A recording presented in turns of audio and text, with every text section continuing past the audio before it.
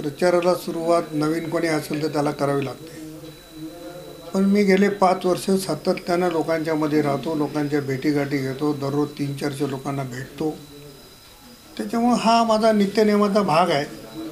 परंतु निवडणूक सुरू झाली, पक्षाने माझ्यावर विश्वास व्यक्त केला आणि उमेदवारी दिली. त्यामुळं आधीच्या भेटीगाठी घेणं हे स्वाभाविक आहे आणि निश्चित त्या पद्धतीनं कामाला मी आणि पूर्ण मोदी परिवार कामाला लागलेला आहे.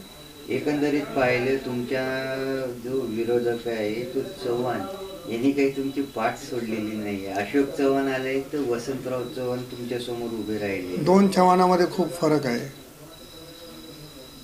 आणि अशोकरावजी चव्हाणांनी राज्यात मोठे मोठे अनेक पदं भूषवलेली आहेत. त्याच्यामुळं आता नावाचं समीकरण जुळलं एवढंच आहे, तो योगायोग आहे. साहेब, आपण प्रचारासाठी फॉर्म कधी भरणार आहेत आणि आपली तयारी झालेली आहे का निवडणुकीसाठी? निवडणुकीची तयारी मी अगोदर सांगितलं की मी 365 दिवस निवडणुकीला तयार असलेला कार्यकर्ता आहे. सातत्यानं लोकांमध्ये राहतो. आता फॉर्म भरायचा विषय आहे. थोडंसं आपण नेहमी मुहूर्त बघून फॉर्म भरणारे लोक आहेत, त्याच्यावर विश्वास ठेवतो. त्याच्यामुळे थोडंसं काही प्रमुख मंडळींची चर्चा करून फॉर्म भरण्याची तारीख निश्चित करणार. एबीपी माझा, उघडा डोळे बघा नीट.